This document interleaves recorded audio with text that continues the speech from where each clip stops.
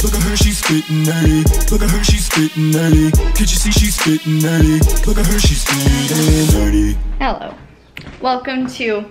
I washed my hair right before I went to bed and then went straight to sleep with wet hair. So this is what we woke up with. Usually, if I wash my hair before I go to bed, I'll like braid it or something to have it a little bit more tame, but right now it's doing its own thing. But that's okay, because I'm about to go to the gym, and so I'm gonna put it up anyway, so no one's gonna see it. So I think what I'm gonna do is take you guys to the gym with me, because it's actually been forever since I've filmed a workout, so I figured I would share my workout with you guys. I quite like it. It's a lower body, booty focused workout, one of my last workouts from phase 2 of map split. And then I know I told you guys that I was struggling with my calories, but I was able to make it to 2,500 calories for this reverse diet. I will give you the full lowdown on all that later, because that ended up being a little bit shocking, and now my body feels very different than it did a few weeks ago, so I'll fill you in on all that. But I just kind of want to take you through what I eat in a day on 2,500 calories. But first things first, I'm gonna go smash out this workout. I am currently fasted, obviously, because this is what I eat in a day, and I haven't shown you that I've eaten anything yet, so I clearly haven't eaten anything. So I'm gonna go do this workout fasted. As you guys know, I don't train fasted for any like fat burning effects or anything like that. It's just because I feel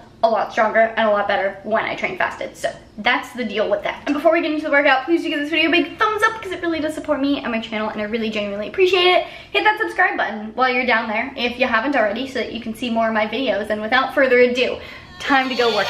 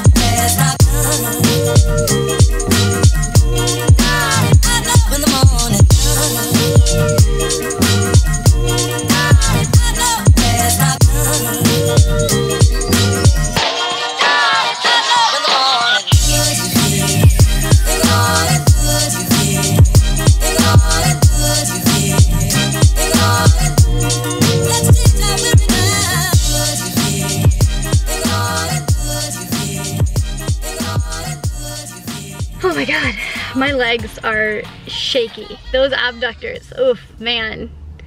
Ouch. But now, it's time to go home and break my fast to get some good quality post-workout nutrition in my body. First things first, gotta get in my post-workout adaptogenic latte. Are you surprised? Probably not. Are you tired of hearing me talk about my post-workout adaptogenic latte? Probably. But I'm gonna go ahead and tell you what's in it anyway, because this is a what I eat in a day.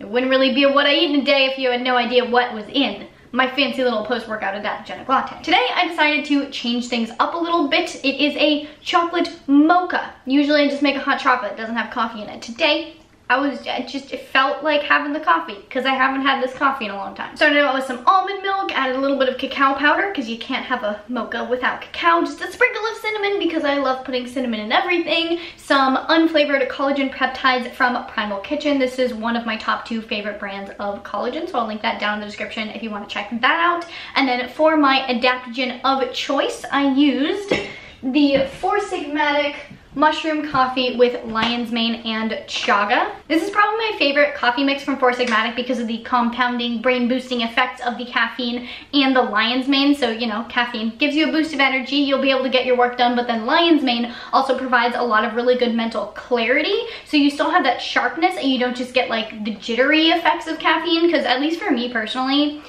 coffee, it doesn't really do much. Like, I don't notice a difference unless I have too much and then I get really jittery. But when I have it with the lion's mane, I do notice a sharper focus, so I really like that. And then it also has chaga in it, which is really great for boosting the immune system. Kind of just generally a good thing to do. I do still have a discount code for all Four Sigmatic products, including this little blendy guy that everyone always notices. By the way, It's from Four Sigmatic. It has a little mushroom on it. It's super cute. I would hit the blendy button, but it still has a little bit of foam on there, and I don't want it to fly around the room and hit me in the face. But this is what I use to blend my lattes with. Got it from Four Sigmatic. Discount code FITANDNERDY, 15% off of all of Four Sigmatic. Get yourself the little latte frother. Or, you know, get yourself some adaptogenic coffee. Whatever you fancy. Go check it out. Use my discount. Get yourself some yummy adaptogens. Anyway, back to what is in my latte. I also added a little bit of creatine. Almost forgot about that. That's basically the whole reason I have my adaptogenic lattes on this reverse diet, is to get my creatine in after my workout. So I'm glad I remembered that. And then I also threw in some maple syrup because, you know, sugar is yummy. When I go into my cut, I'll probably cut back on the maple syrup and throw in a little bit of extra monk fruit and other lower glycemic, lower calorie sweeteners, but maple syrup is my personal favorite. I love the flavor that it adds to the lattes, so considering I have 2,500 calories to eat today, that's what we're going with. So now for the solid portion of my breakfast, I'm just making a super basic version of my spiced pear oatmeal. You guys have seen this a ton before, but really quick, I'll just show you what's going in it. We have a cup of almond milk with about half a cup of water. I'm gonna heat this up and simmer my like chopped up, grated up pear. This is almost an entire pear. I ate a little bit of it, but it's almost an entire pear. Let that simmer, get the juices flowing out of the pear into the milk. Then I'm gonna go ahead and add, this is I think 75 grams of oats. And then for the spices, I just have cinnamon, what is this, ginger and nutmeg, and then I'm gonna throw in just a splash, little tiny splash of vanilla, and then either top it with, or maybe I'll throw these in while I'm cooking it. This is just half an ounce of chopped up almonds.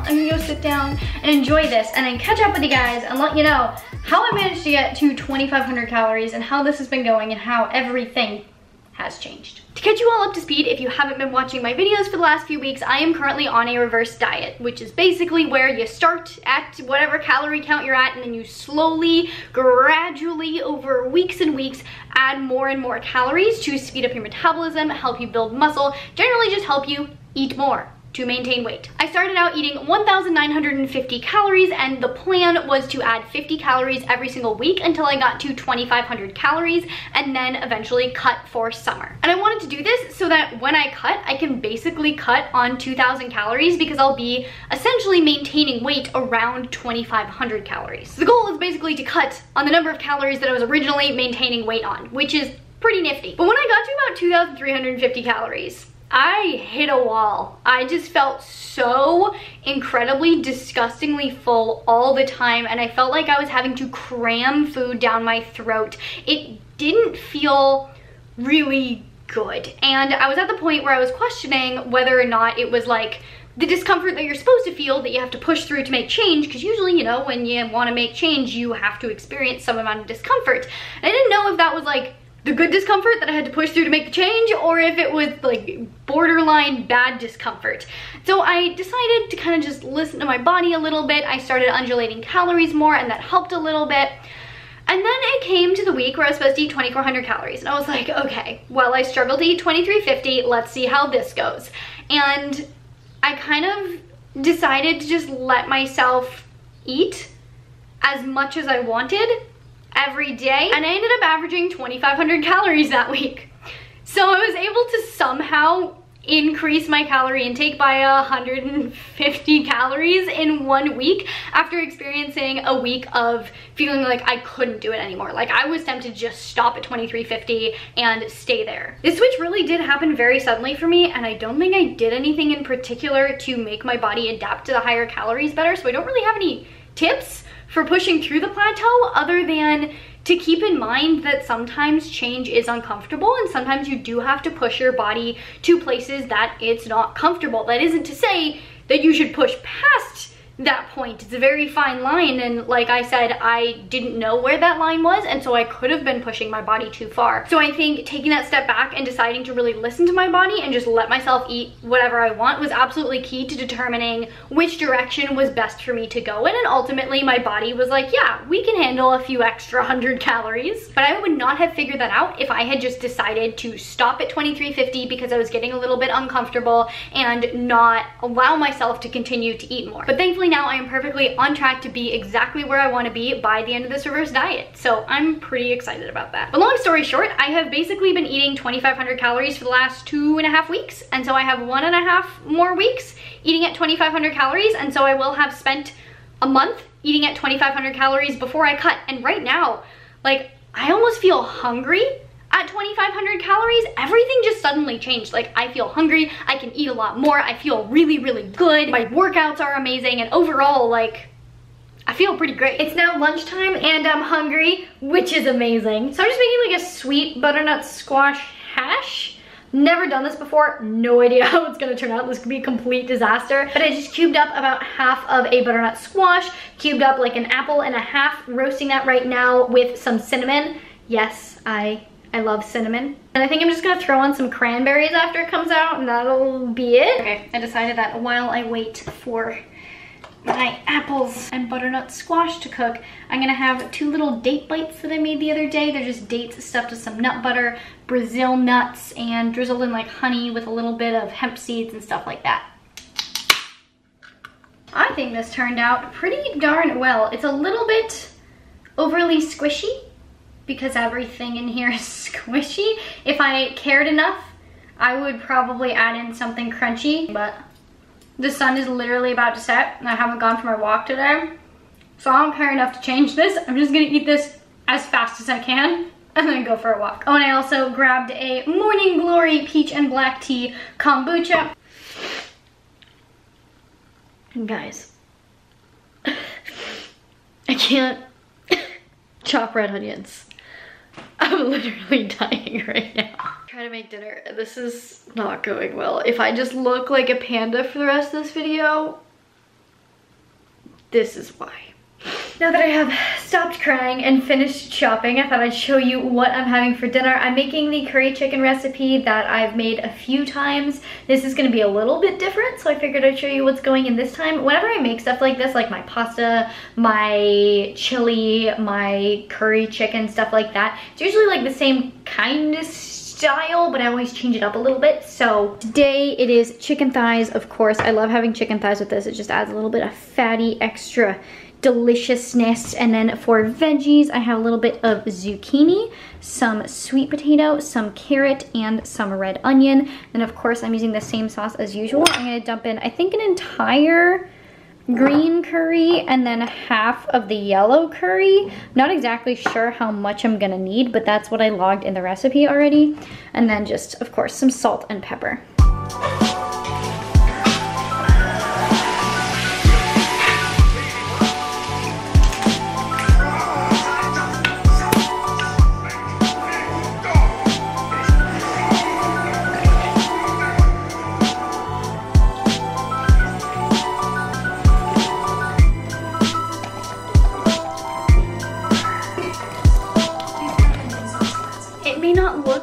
Prettiest, but I promise you this tastes really good. I also had some leftover rice that I cooked the other night, so I threw that in here, and now it's just a nice big bowl of curry with rice, and I could not be more excited to eat this. I joined the Clean Plate Club for dinner, and now it's time to have some chocolate. I'm having the 72% Guatemalan chocolate from my chocolate guy. Gonna have half of this bar, I think. And just FYI, I think I've said this on Instagram, but I don't think I've said this on YouTube yet. If you are interested in getting my chocolate guy's chocolate, he recently rebranded the chocolate part as Nib and Stone. So like everything, the coffee and chocolate was all Blacklight. Now he has Blacklight for just the coffee and Nib and Stone for just the chocolate. So there's a separate Instagram, a separate website now. This is not sponsored by my chocolate guy. He just makes literally the best chocolate ever. Like, the beans are hand sorted to pick out ones that have like worms and mold in them, because apparently lots of normal cacao beans have worms and mold, and they all just get thrown into like industrial made chocolates. This is all handmade, hand sorted, everything is done by him, and I think he has assistants or something. So I just wanted to let you guys know, in case you see me start posting about Nib and Stone, it's still my chocolate guy's chocolate. So I'm just gonna eat half of this bar, and then that will be it for the night. Just to go over my calories and macros really quick with you. Once I eat this chocolate, I will be at 81 grams of protein, 347 grams of carbs, and 89 grams of fat. The only little snafu happened with the protein. There was supposed to be a little bit more protein in there. Didn't realize that the chicken thighs that I got had bone in and skin on, so the weight that was on the package was a lot more than the actual weight of the meat once I cut off the skin and the bones. So I thought I was gonna have like half a pound more meat. That didn't happen. But 81 grams of protein is still perfectly sufficient for me, and that comes out to a total of 2,513 calories. And let me tell you, I know I still have a little bit to eat, but I could probably eat like another 500-600 calories real easily right now. And honestly, feeling this good while reverse dieting is kind of making me want to just continue to reverse diet, but alas, I also kind of want to get shredded for summer and for a wedding that I have coming up, so I figure, you know, I can always reverse diet again later, and I think my digestive system will probably appreciate having a little bit of a break from just having such large quantities of food. So as this is the last thing that I will be eating today, I think that pretty much concludes this video. Next week, I will be giving you my full reverse diet update, a little bit of a body update, what I think I gained as far as fat and muscle and water goes. And I'm also going to be sharing with you my complete plan for how I'm going to be cutting for summer. So you definitely don't want to miss that. Make sure you hit that subscribe button so that you don't miss that, and the notification button so you get notified of that. In the meantime, please do give this video a big thumbs up because it really does support me and my channel, and I really genuinely appreciate it. Please share this video with your friends and your family and your neighbors and your reverse dieting buddies. If you want to see more videos about my reverse diet and my struggles getting to 2,500 calories, I will link those over here, so feel free to check those out. Feel free to watch any other videos of mine too. That would be perfectly fine, and I would appreciate that. And in the meantime, I will see you very soon. Bye.